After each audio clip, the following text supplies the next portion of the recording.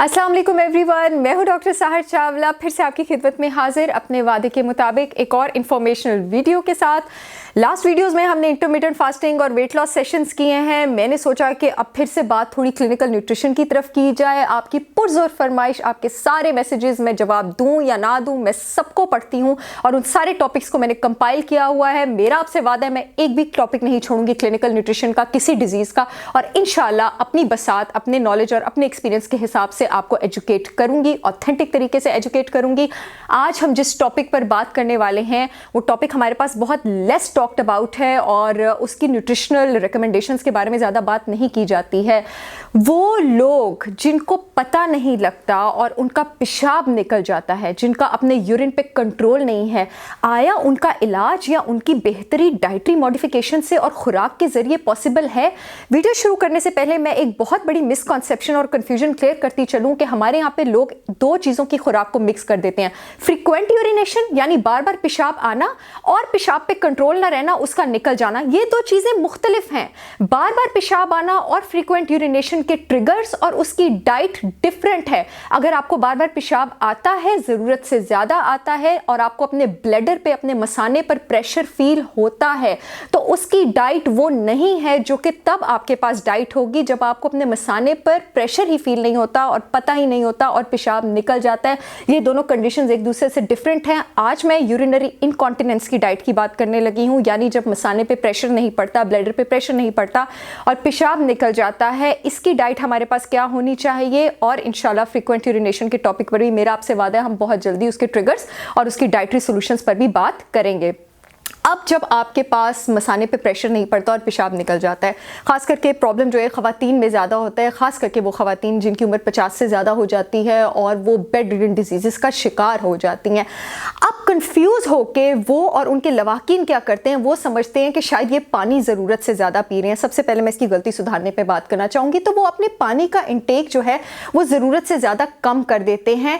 अब पानी का इंटेक कम करने से उनका, क्योंकि मसला तो यहाँ पर पानी ज़्यादा पीने का है नहीं, मसला तो यहाँ पर मसाने पे प्रेशर बनने का है, यहाँ पर नर्व सिग्नलिंग का है, मसाने के मसल पे कंट्रोल का है। पेशाब उनका उसी तरह निकलता जाता है, लेकिन पानी कम पीने की वजह से उनके पेशाब की तेजाबियत ज़्यादा बढ़ना शुरू हो जाती है, वो कंसंट्रेट होना शुरू हो जाता है और मसाने और ब्लैडर और यूरिनरी ट्रैक्ट और जेनिटल के इन्फेक्शंस भी उनको होना शुरू हो जाते हैं और ज़्यादा बीमारियों के साथ, तो वो उससे भी प्रोन होना शुरू हो जाते हैं। तो नंबर 1, अगर आपको यूरिनरी इनकॉन्टिनेंस यानी पेशाब पर कंट्रोल नहीं रहता, मसाने पर प्रेशर नहीं पड़ता, इसका प्रॉब्लम है, तो आपने कम से कम 2.5 लीटर पानी पीना है। इसका आपके मसाने के प्रेशर और पेशाब के कंट्रोल से कोई ताल्लुक नहीं है। कम से कम आप इन्फेक्शन से तो महफूज रहेंगे, कम से कम आपका यूरिन तो कंसंट्रेटेड नहीं होगा। नंबर 2, आपने अपने पास एक डायरी बना के रखनी है, ठीक है। डाइटरी सॉल्यूशंस पे भी बात करते हैं। हर 2 घंटे बाद आपने लाजमी बाथरूम जाना है, आपको प्रेशर पड़े या ना पड़े, क्योंकि चांसेस हैं कि आपको ब्लैडर एम्प्टिंग की जरूरत होगी। नंबर 3, रात को सोने से पहले आपने हर हाल में बाथरूम जाना है और 7 बजे के बाद आपने कॉफ़ी, चाय, ग्रीन टी, कोई भी बेवरेज नहीं लेनी। ये जो सारी ड्रिंक्स होती हैं आपके पास, ये ऑटोनॉमिक नर्वस सिस्टम में, मेडिकल लैंग्वेज में, हमारी फील्ड में डॉक्टर्स हम इसको कहते हैं, ये सारी ड्रिंक्स आपके पास पैरासिम्पैथोमाइमेटिक्स होती हैं। ये आपके पैरासिम्पैथोमाइमेटिक सिस्टम को, ऑटोनॉमिक नर्वस सिस्टम के एक्टिवेट करती हैं और आपके जो ब्लैडर की मसल्स हैं उसकी कॉन्ट्रैक्शंस बढ़ती हैं और आपको पेशाब ज़्यादा आता है। तो 7 बजे के बाद जो है वो आपने इन ड्रिंक्स का इस्तेमाल नहीं करना है। अब इसके थोड़े से सॉल्यूशंस की तरफ आ जाते हैं। मैं हमेशा कहती हूँ, मैं आयुर्वेद और हर्ब्स की बहुत फर्म बिलीवर हूँ और इसकी बायोकेमिस्ट्री और इसके साइंटिफिक नॉलेज की बिलीवर हूँ, और जो भी बात करती हूँ वो साइंस और बायोकेमिस्ट्री और मेडिसिन की बेस पे करती हूँ, अल्हम्दुलिल्लाह। तो सबसे पहले जो सोल्यूशन मैं पेश करना चाह रही हूँ वो मैं हमारे पास ये पेश करना चाह रही हूँ कि आपके पास भुट्टा होता है, भुट्टे को छीलते हैं तो उसके नीचे जो गोल्डन ग्रासी थ्रेड मिलती है, ठीक है, जिसको आप कॉर्न टेल कहते हैं। जी हाँ, ये आपके पास नॉर्मली बहुत लोगों को नहीं पता, बहुत सारी एंटीबायोटिक्स में, बहुत सारी यूरिनरी ट्रैक्ट इन्फेक्शंस की हर्ब्स और साइंटिफिक मेडिसिन में यूज होती है।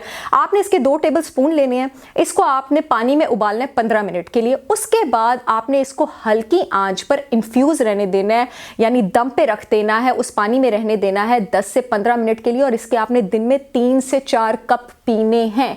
ये आपकी यूरिनरी ट्रैक्ट इन्फेक्शंस की जो रेशो है उसको भी कंट्रोल करेगी और आपके जो यूरिनरी कॉन्टिनेंस है, यानी जो पेशाब पर कंट्रोल है, उसको भी बेहतर करने में हेल्प करेगी। दूसरी चीज़, डैंडेलियन टी। डैंडेलियन जो आपके पास फ्लावर होता है, जो आपके पास फूल होता है, ये मेडिसिनल और न्यूट्रिशनल हर्ब है और ये बड़ा ही ज़बरदस्त डायूरेटिक है।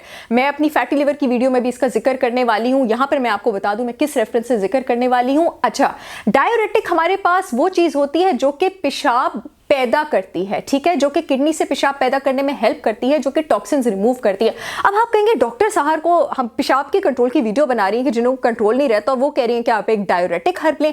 डायूरेटिक हर्ब हम इसलिए लेंगे कि जब हम डायूरेटिक हर्ब लेंगे तो हमारे पास पेशाब ज़्यादा मिकदार में बनेगा, और जब पेशाब ज़्यादा मिकदार में बनेगा तो वो मसाने पर प्रेशर डालेगा और वो मसाना हमारे ब्रेन को बेहतर सिग्नल दे सकेगा, ताकि पेशेंट को पता लग जाएगा कि मुझे पेशाब आया हुआ है और उसका पेशाब आउट ऑफ कंट्रोल नहीं होगा, वो निकलेगा नहीं और वो जो है जाके बाथरूम में अपनी हाजत से फारिग हो सकता है। इसको बनाने का तरीका भी यही है कि आप इसके थोड़े से पेटल्स लेंगे, आप इसको पानी में उबालेंगे, 10 से 15 मिनट 20 मिनट इन्फ्यूज रहने देंगे, और इस चाय के भी आपने दिन में 3 से 4 कप पीने हैं। मैं जितनी भी रेसिपीज बता रही हूँ इनमें से कोई एक रेसिपी आपने ट्राई करनी है। तीसरी आपके पास जो हर्ब है बहुत रेयरली अवेलेबल है, if someone can get it's amazing, वो आपके पास है बॉटल ब्रश हर्ब, और इसको हॉर्स टेल हर्ब भी कहते हैं। जो बॉटल ब्रश और हॉर्स टेल हर्ब होती है, ये आपके पास एडीमा और किडनी स्टोन्स के ट्रीटमेंट में तो यूज होती है, लेकिन लोगों को ये नहीं पता कि जो आपके मसाने के मसल्स हैं, जो कनेक्टिव टिश्यू है, उसकी कॉन्ट्रैक्शंस को ये स्ट्रॉन्ग करती है। आपके डिट्रूसर मसल, जो आपके यूरेथ्रा का, जो आपके ब्लैडर का मसल होता है,